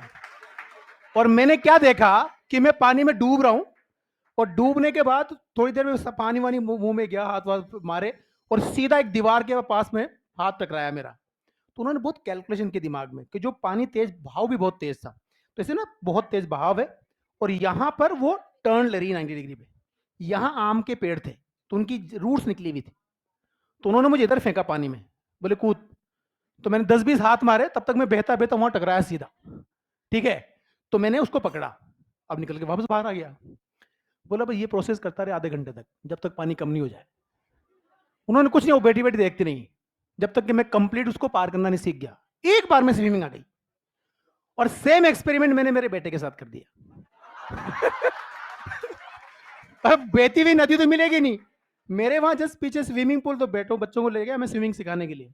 तो वो जो कोच था वहां पर, वहां बच्चे बहुत नाटक करते हैं, तो ऊपर वाले की मेहरबानी कि हमारा जीन थोड़ा ऐसा है कि हमारे ड्रामे नहीं होते, बच्चे रोते गाते नहीं जाता। तो मैंने उससे कहा मुआज से, मैंने कहा कूद जा। कि सच में कूद जाऊं? मैंने कहा हाँ। तो वो पता कैसे कूदा, वो पीछे से भाग के आया और सीधा पानी में, सीधा पानी में 10-20 हाथ मारे, पानी भरा, डूबने लगा, मैंने थोड़ा पकड़ लिया, उसको खींच लिया, करता रहा। और एक बार में पहले दिन तैरना सीख गया था वो, पहले दिन। सो बेसिकली होता है क्या, आपका डर। और ये एक बहुत जबरदस्त एग्जाम्पल है। आपको ना मेमोरी, हमारी बॉडी की हर सेल की ओन मेमोरी होती है। नहीं समझ में आई बात? आप सोचो, अगर आपने एक बार साइकिलिंग सीख ली, आप 20 साल बाद भी साइकिल चला लोगे। तब तो आप नहीं भूलते कि सब फिजिक्स के फॉर्मूले तो भूल जाते थे। साइकिल भी भूल गए, पर साइकिल नहीं भूलता ना बंदा, क्योंकि साइकिल, उस मेमोरी को डर नहीं है भूलने का। फियर इज अ बिजनेस, समझो। नहीं समझ में आई बात? डर से ही बिजनेस चलता है। अब समझिए ध्यान से, बहुत सिंपल सिंपल चीजें हैं और बहुत आसान है। ये एक नदी है, और इस नदी की चौड़ाई डी है। कितनी चौड़ाई है? बात को समझिएगा ध्यान से, और बहुत आसान चीजें हैं। अब क्या है कि अगर मान लीजिए नदी के वाटर का फ्लो 0 है, मतलब स्टिल वाटर है, भरा हुआ पानी, पौंड मान सकते हैं, स्टिल वाटर मान सकते हैं, पानी बह नहीं रहा है। आपको रिवर के इस बैंक से उस बैंक पर बोट लेके जाना है। तैरना तो आता ही नहीं तुम्हें, तो अपन बोट से चलेंगे, कोई बात नहीं, वो अपने आप चलेगी, तेरा कुछ नहीं हो सकता फिर। ए और बी, ध्यान से समझना। अगर इसकी वेलोसिटी जो है वो वी बी है, अब यहां कंफ्यूजन बच्चों को रहता है, उसको क्लियर कीजिए। बोट किस में चलती है? पानी में। तो बोट की वेलोसिटी वो हमेशा with respect to still water देता है। क्या देता है? With respect to still water. आप मुझे बताइए, अगर पानी की खुद की वेलोसिटी 0 है, तो जो वेलोसिटी बोट की वाटर के रेस्पेक्ट में थी, वही ग्राउंड के रेस्पेक्ट में हो गई। कहानी क्लियर? अगर पानी नहीं बह रहा है, तो अगर आपने अपनी बोट का मुंह इधर कर दिया, तो आप पक्का बी पे पहुंच जाओगे ना। कितने टाइम में क्रॉस करोगे? D upon V B. कोई समस्या नहीं, समझ लेना ध्यान से। अभी सुबह में कुनाड़ी वाले बेच में एक बच्चे को डांट के आ रहा हूं इस मामले में। मैंने उसको नोट कर लिया था जब मैं पढ़ा रहा था ना ये सब चीजें। तो वो मस्त खोया हुआ था कहीं ना कहीं, कभी कहाँ देख रहा, कभी कहाँ देख रहा, बदकिस्मती से वही मेरे पूछना आ गया क्लास के बाद। फिर क्या है, किस्मत मेरी थोड़ी खराब थी। मतलब ये तो चीजें जरूरी है ना, हमें तो पहले पता होता है कि आप बेचारे गरीब जिनको स्विमिंग भी नहीं आती, वो कहाँ फील करेंगे कि बहाता कैसे रिवर। आप मुझे बताइए, अगर रिवर जो है वो फ्लो कर रही है वी आर से, और मैं आपसे कहता हूं कि साहब आप ए पे थे और आपने बोट को यहां छोड़ दिया, अब मैं कह रहा हूं वी भी 0 है, मतलब हम बोट को नहीं चला रहे हैं, तो यार बोट को रिवर की वेलोसिटी तो मुफ्त में मिल गई ना, तो ये तो बहेगी साथ साथ, बहेगी ना। इस दोनों एग्जाम्पल से आपको क्या समझ में आता है, ध्यान से सोच के बताना, क्या समझ में आता है, काम की चीज जो आपको लगे कि साहब ये मेरे समझ में आई यहां से। मैं ये नहीं कह रहा हूं कि साहब हाँ इधर तो पानी रुका हुआ था, वहां पानी बह रहा है, यहाँ बोट चल रही है, वहां बोट रुकी हुई है, ये कहानी नहीं है। सिंपल चीज ये है कि रिवर की वेलोसिटी इस जन्म में तो तेरे को रिवर क्रॉस नहीं करवाई। नहीं समझ में आई बात। भाई अगर तुझे जाना उधर है तो ये वाली वेलोसिटी का वो कंपोनेंट तो 0 ही होता है। तो रिवर की वेलोसिटी कभी भी रिवर को क्रॉस करवाने में हेल्प, लेना देना ही नहीं है, वो सिर्फ बहाती है रिवर के फ्लो की डायरेक्शन में, और उसको बोलते हैं ड्रिफ्ट। क्या बोलते हैं, बात को समझिएगा ध्यान से। अब मुझे बताइए, आपको यहां से यहां कौन लेके आएगा, कि साहब यहां से यहां तो हमें रिवर के सॉरी बोट की अपनी ओन वेलोसिटी लेके आएगी। बोलो भैया। अब अगर मैं आपसे कहता हूं कि बेटा एक बात बताइए मेरे को, कि रिवर भी फ्लो कर रही है और बोट भी चलने लगे, बोट भी चलने लगे, मान लीजिए बोट की अपनी वेलोसिटी जो है वो नॉन जीरो हो गई, बोट इधर चलने लगे वीबी से, तो बोट के पास दो वेलोसिटीज आ गई, वीबी भी है और, तो रिजल्टेंट इधर आएगी और बोट यहां पहुंचेगी, जबकि आप जाना किधर चाह रहे हैं, वहां। नहीं समझ में आया। आप मुझे बताइए, यहां से ये बनाइए बी पॉइंट, अगर ये नहीं होती तो क्या आप बी पे पहुंचते, तो इसका रोल क्या है कि साहब बी से सी पे चलाया इसने, तो ड्रिफ्ट। नहीं समझ में आया। रिवर की वेलोसिटी का रोल सिर्फ इतना है कि in the direction of flow of river वो बोट की ड्रिफ्टिंग करवा देगी। अब बताइए, आपको अभी भी रिवर किसने क्रॉस करवाया, वीबी ने। किसने क्रॉस करवाया, तो अगर मैं आपसे कहूं कि मुझे एक बात बता दे, रिवर को क्रॉस करने में कितना टाइम लगेगा, कि सब वी जो टी क्रॉसिंग आएगा, टी क्रॉसिंग जो आएगा वो अभी भी डी अपॉन वी बी ही होगा। नहीं समझ में आया। ये वाली वेलोसिटी क्रॉस करवाएगी, ये डिस्टेंस डी है। समझ में आ गई बात। आप मुझे बताओ, अगर ये नहीं होता तो फिर आप पक्का यहां पहुंच जाते। अब क्योंकि वो है, तो इतने टाइम तक क्या रिवर आपको या आपकी बोट को अपने फ्लो के डायरेक्शन में बहाएगी। तो मैं आपसे जानना चाहूं कि यार ये जो ड्रिफ्ट है, इस ड्रिफ्ट की वैल्यू कितनी होगी, कि drift becomes equals to V R into T crossing, this is V R into D upon V B. नहीं समझ में आया। तो याद रहे, हमेशा ध्यान रखिएगा, कभी भी कोई सवाल इस तरह का आए, आप बोट लेके चले थे इधर, पर आपके पास ये वाला वेलोसिटी मिल गई, तो रिजल्टेंट वेलोसिटी इधर आएगी ना, पर आप बोट का मुंह आपने हमेशा इधर ही किया हुआ है, आप जाना उधर ही चाहते हैं। नहीं समझ में आई बात। तो इस तरह से बोट आपकी फाइनली यहां पहुंच जाएगी। बोट तो पहुंच गई, उधर कौन लेके गया, वीबी, इधर किसने बहाया। अगर आप किसी तरह से ए से सी का डिस्टेंस दे दे आपको, तो फिर आप क्या करेंगे साहब, ये वी आर है, ये वी बी है, इधर जो रिजल्टेंट वेलोसिटी आएगी वो वाली वेलोसिटी लूंगा और ये वाली डिस्टेंस लूंगा, तब ये डिस्टेंस और ये वेलोसिटी यही टाइम देगी वापस, जिधर का वेलोसिटी उधर का distance.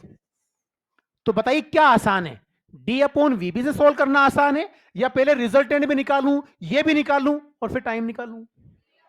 This is the right ना। नहीं समझ में आया। तो जब आप अपनी बोट की पूरी वेलोसिटी को रिवर को क्रॉस करने में काम में ले लोगे, तब आप मिनिमम टाइम में रिवर क्रॉस करोगे। कितने टाइम में, मिनिमम।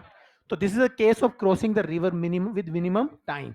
जब आप मिनिमम टाइम में रिवर क्रॉस करना चाहते हो, आपको बोट सीधी इधर चलानी पड़ेगी, लेकिन आप फिर यहां नहीं पहुंच के यहां पहुंचते हो। नहीं समझ में आया? जब आप मिनिमम, इससे कम टाइम पॉसिबल है क्या?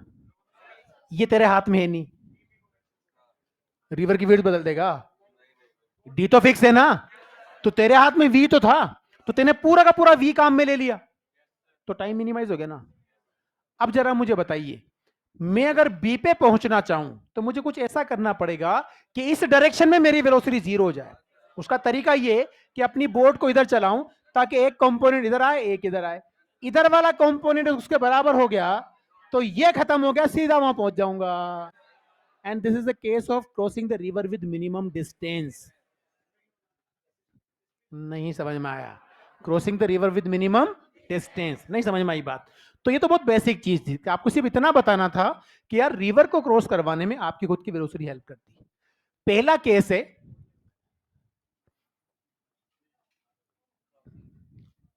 Crossing the river with minimum time है ये, पर जब टाइम मिनिमम लोगे तो डिस्टेंस मिनिमम नहीं होगा। ओरिजिनल डिस्टेंस तो ये है ना। नहीं समझ आया? और दूसरा है crossing the river with minimum distance. उसमें बहुत आसान चीज है कि साहब आपको बोट किसी एंगल पे ले जाना पड़ेगा। हेलो, अब यहां पे एक सवाल अपन साथ साथ लेके चलते हैं। मान लीजिए जो डी है वो 100 मीटर है, कितना है? और फ्लो ऑफ रिवर जो है वो 3 मीटर पर सेकेंड है, और जो बोट की वेलोसिटी है, velocity of boat VB, VB is 4 metre पर सेकेंड। कितना है? 4 मीटर पर सेकेंड। आप मुझे बताइए कितने टाइम में रिवर क्रॉस होगी? पक्का ना? तो ये 100 divided by 4 will gives what? 25 ना। ठीक है, सेकंड, 25 सेकंड। तो ड्रिफ्ट कितना आएगा कि सब 3 × 25, this will gives what? 75 metre. मतलब आप जहां जाना चाहते थे वहां से 75 मीटर नीचे पहुंचे। नहीं समझ आया? कितना नीचे पहुंचे? अब ध्यान से समझिएगा। मान लीजिए हम रिवर को जो है वो मिनिमम डिस्टेंस के साथ क्रॉस करना चाहते हैं। किसके साथ क्रॉस करना चाहते हैं? तो सेकंड केस है crossing the river with minimum distance. हम क्या करने वाले हैं कि साहब ये तो ए और बी था, और मैंने अपनी बोट को इस डायरेक्शन में चलाया, इधर चलाना चाहता हूं मैं। तो होगा क्या कि ये तो है V R as it is, ये विड्थ डी ही है। कितना है ये? डी। हेलो, और बोट को हमने इधर V B making an angle theta with the this line, A B line. आप मुझे बताइए वी बी का ये कंपोनेंट क्या है? V B cos theta. ये क्या है? V B sine theta. और इधर तो वी आर है ना। नहीं समझ में आई बात? If V B sine theta equal to V R, boatman will reach at point B. That means shortest distance. shortest, क्या इससे कम डिस्टेंस पॉसिबल है? तो इसके अलावा कहीं भी पहुंच जा, डिस्टेंस बड़ी ही होगी। लोवेस्ट डिस्टेंस यही है। अब मुझे बता कि साहब मिनिमम डिस्टेंस साथ पहुंचने की शर्त क्या है? कि साहब ये शर्त आपने लिख दी। अगर ये शर्त मैंने लिख दी तो बता साइन थीटा की वैल्यू क्या है? वी आर बाय, तो बता थीटा की वैल्यू क्या है? Sine inverse V R by V B ना। कहानी क्लियर? मान लीजिए रिवर जो है वो 3 मीटर पर सेकंड से फ्लो कर रही है। कैसे कर रही है? और बोटमैन अपनी बोट को 5 मीटर पर सेकंड से चलाता है। आप मुझे बताइए वीबी कॉस थीटा कितना होगा? पहले पहले थीटा निकालो। पहले थीटा की कंडीशन क्या है? किस एंगल पे चलना पड़ेगा बी पे जाने के लिए? 37। नहीं समझ में आया? तो तो यहां से मैं बात करूंगा sine theta must be equal to V R upon V B. V R कितना 3, वी बी कितना 5, थीटा कितना 37 डिग्री पे तुम चलोगे तो बी पे पहुंचोगे। अब आप 37 डिग्री पे अगर चले तो वी बी कोस 37 कितना होगा 5 इंटू कोस 37 कितना आएगा 4 मीटर पर सेकेंड। नहीं समझ में आया? तो क्रॉसिंग द रिवर, रिवर को क्रॉस करने में जो टाइम लगेगा वो D upon V B cos theta है। तो डी कितना है 100, V B cos theta again कितना 25 सेकंड ना। तो तूने 25 सेकंड में रिवर क्रॉस कर ली। नहीं समझ में आया? हेलो, नहीं समझ में आया?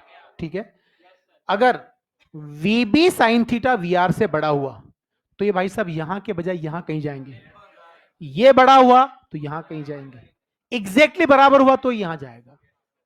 तो दो केस हैं, crossing the river with minimum time and crossing the river with minimum distance.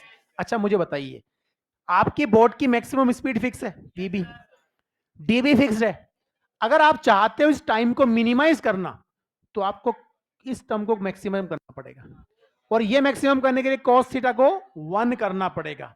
cos theta 1 करने के लिए थीटा को 0 करना पड़ेगा, और थीटा को 0 करने के लिए तेरे को इधर चलना पड़ेगा, और जब तू इधर चलेगा तो फिर यहां पहुंचेगा। नहीं समझ में आया? when time is minimum distance is not minimum, and when distance is minimum time is not minimum। नहीं समझ आया? नहीं समझ में आया? पक्का ना? बनाओ case 2s crossing the river with minimum distance. पहले ये वाला करोगे, ये वाला करो। तो नेक्स्ट क्लास में पहले 10 मिनट में, 10 से 15 मिनट में रिवर बोट के सारे प्रॉब्लम करवा दूंगा। अगले 15 मिनट के अंदर रेनमैन प्रॉब्लम सारी हो जाएगी। तो पहले आधे घंटे में हम तुम्हारा ये चैप्टर वाइंड अप कर लेंगे। उसके बाद मॉड्यूल डिस्कशन। हेलो, पूरा जितना भी तुम्हें समस्या है सारे समाधान, जितनी भी समस्याएं सब लेके आ जाना। अरे कल का मतलब अगली क्लास, ठीक है? ईएलपी हो तेरी मर्जी में जो लेके आ जाना, वो हम अगली क्लास में डिस्कशन कर लेंगे। और उसके बाद वाली क्लास में हम शुरू करेंगे न्यूटन की गति के नियम, Newton laws of motion, the most easy chapter of the mechanics. हाँ जी, हाँ जी, स्लाइड बदलें सर? अभी बदलते हैं सर, आप पहले बोलते सर, इतना टाइम लगाते हो आप बोलने में।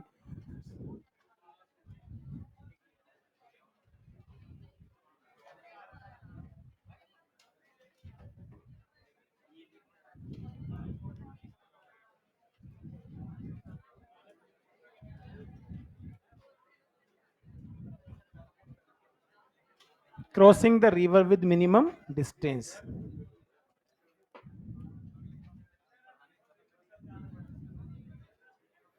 नहीं नहीं, डिपेंड करता है, अगर डिस्कशन 15 मिनट में खत्म हो गया तो एनएलएम शुरू कर देंगे।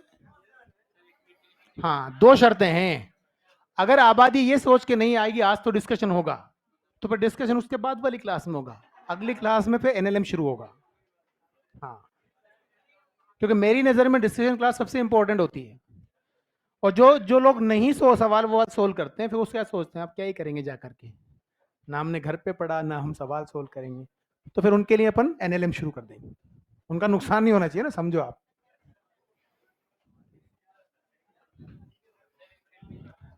यार ये क्या, आगे करो पीछे करो, फोटो पहले नहीं लेते ले, ये ले ले फोटो, मतलब तू बोर्ड का फोटो ले।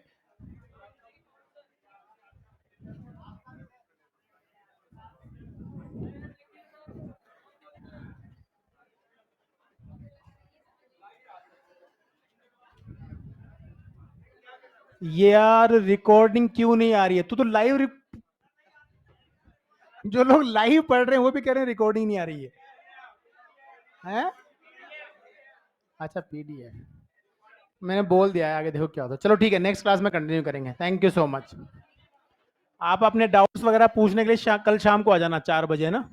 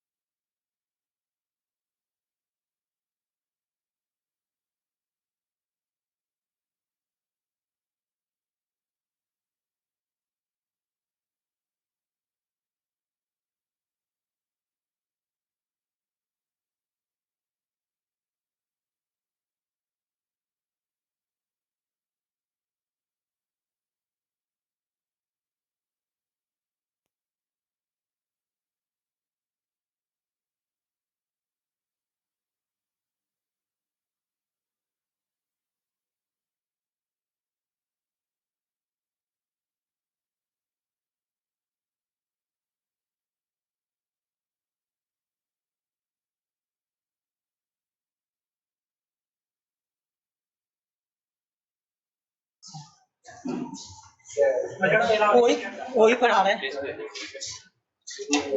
कौन जी कर रहा हूँ, वही कर रहा हूँ। कंप्लेन कर रहा हूँ यार ये पीछे होगी आप पीछे होगी साइड पीछे और पीछे होगी टीम के उसमें आ गए अलग पड़ेंगे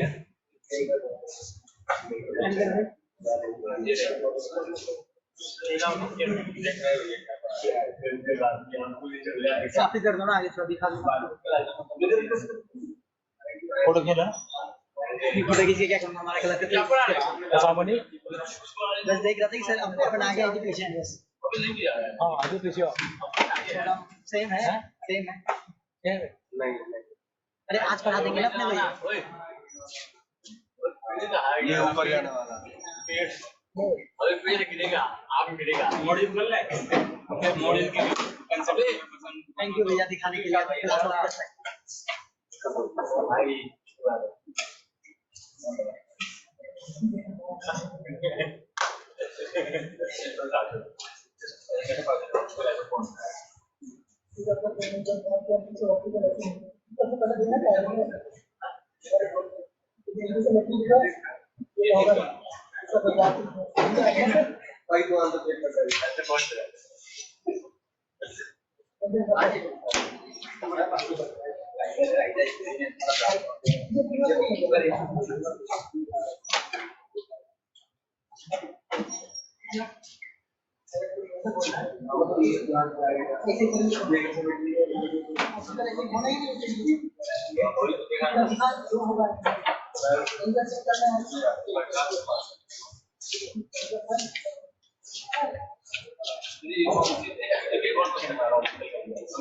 कैसे हो सकता है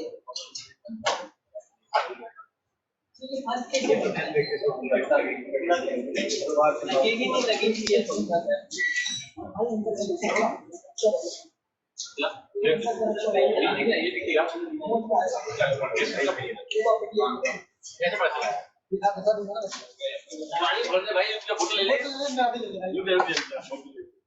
छाता कहाँ रख दिया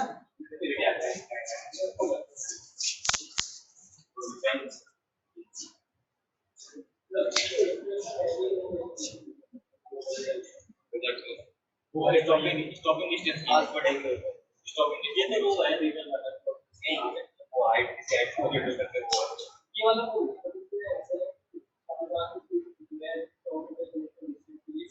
कवर क्या है गवर्नमेंट को वो पढ़ेगा स्टॉपिंग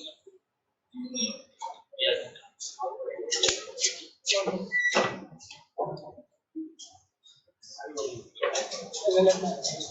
ये वाला